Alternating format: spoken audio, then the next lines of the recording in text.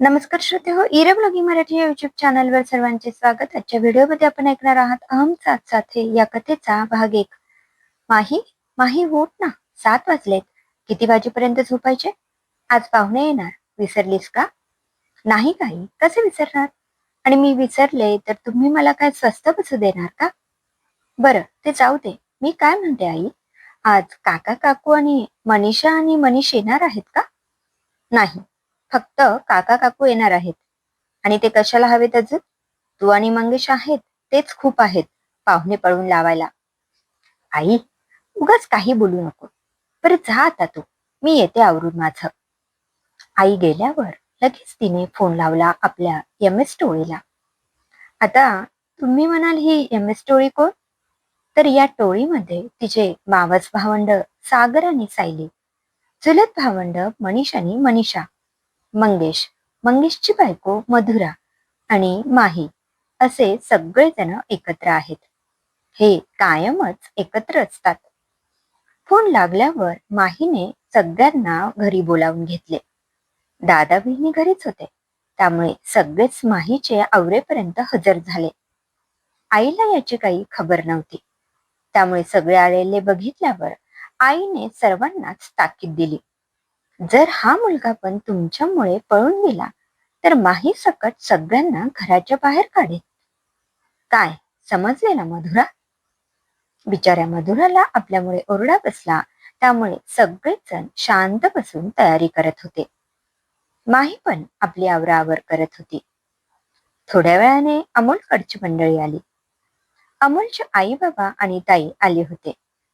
पोहे खाऊन झाल्यावर माहीला चहा घेऊन बोलावले. थोडीफार चर्चा झाल्यावर माही आणि अमोलला बोलण्यासाठी माहीच्या खोलीत पाठवले. माही आणि अमोल गेल्यावर सगळे आपापले गप्पा मारत बसले होते. इकडे माही आणि अमोल खोलीत आले.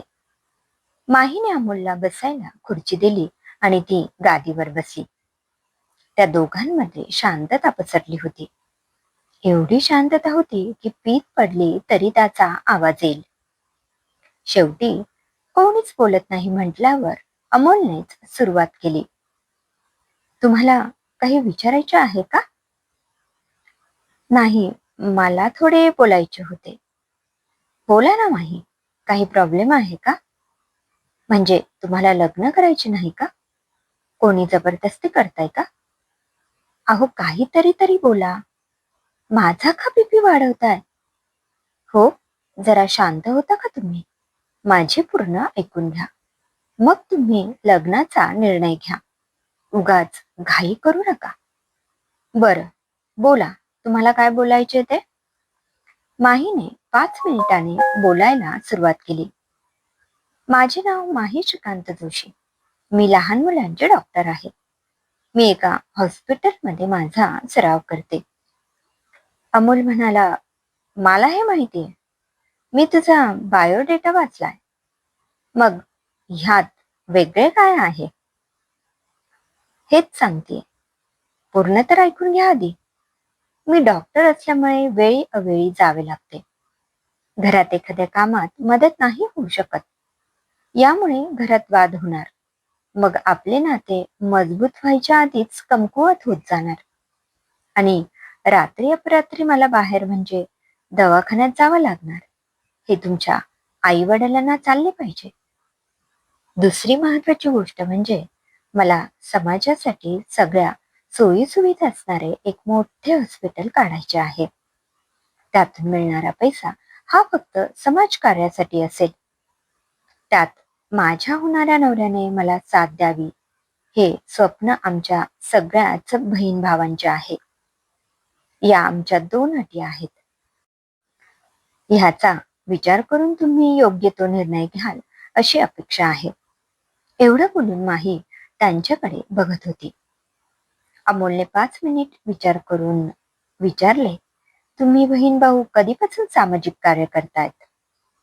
आम्ही 6वी-7वीत असल्यापासूनच. ठीक आहे, जाऊया बाहेर. सगळेजण वाट बघत असतील. बाहेर आल्यावर सगळ्या गँगने एक नजर माही आणि अमोलवर टाकली. माहीच्या डोळ्यात थोडं टेन्शन आणि भीती दिसत होती. आता आपण जे आतमध्ये बोललो ते इथे बोलले तर आई आज काय सोडत नसते. अमोलने एकदा सगळ्यांकडे बघितले आणि वडिलांना म्हणाला, आपण निघूया का बाबा आता? माहीचे बाबा म्हणाले, काय झाले अमोलराव? काही बोलली का माही तुम्हाला? अहो बाबा, त्या काहीच बोलल्या नाहीत. मी थोडा विचार करून माझा निर्णय कळवतो. मंगेश, तुमचा नंबर मिळेल का मला? माझा विचार झाला की मी तुम्हाला फोन करतो. मंगेशने एकदा माहीकडे बघितले आणि नंबर दिला. एकमेकांचा निरोप घेऊन अमोलच्या घरचे निघाले. पाहुणे बाहेर पडल्यावर आईने एकवार माही व सगळ्या गँगकडे नजर टाकली आणि चिडून आत निघून गेल्या. मंगेश सोडून सगळेच जण माहीच्या खोलीत गेले. बाबांनी मंगेशला विचारले, तुला कसे वाटले पाहुणे? बाबा, मला तरी योग्य वाटतायत, पण त्यांनी माहीच्या स्वप्नांना साथ दिली तर ठीक आहे, नाहीतर मला नाही वाटत माही होकार देईल. हे वाक्य नेमके आईने येताना ऐकले. काय म्हणाला मंगेश? हिच्या डोक्यातून अजून खूळ गेलेच नाहीये का? हे खूळ ऐकून जर नकार आला ना, तर मी तुमची आई काय करते ते बघाच. चिडून आई आपल्या खोलीत निघून गेली. मंगेश, तू नको काळजी करू, मी आईला समजावतो. तोपर्यंत आपल्या बहिणी काय पराक्रम केलाय तो बघा. हो बाबा, बघतो. आणि ती टाळकी आहेत सगळे निस्तरायला. दोघही हसले आणि निघून गेले. अगं कल्याणी, मी काय म्हणतोय, तू लगेचच एवढी टोकाची भूमिका का घेते? त्यांचा निर्णय तर येऊ दे, मग ठरवू पुढे काय करायचे ते. इकडे मंगेश माहीच्या खोलीत आला. सगळ्यांनी आईचा आवाज ऐकल्यामुळे गप्प बसून होते. अरे काय झाले, एवढे गप्प का झालात? तुम्हाला आईचा स्वभाव माहिती आहे ना? मग नका घेऊ टेन्शन, मी करतो सगळे नीट. चला, सगळे आवरून घ्या, मग जेवायला बसू. जा माही, कपडे बदलून ये. तेवढ्यात मंगेशचा फोन वाजला. नमस्कार, कोण बोलताय?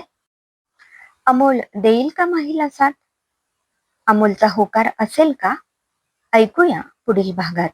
क्रमशः लेखिका चित्रा महारा. श्रोते हो, कसा वाटला कथेचा पहिला भाग कमेंटमध्ये अवश्य कळवा. पुन्हा भेटूया कथेच्या पुढील भागात. धन्यवाद.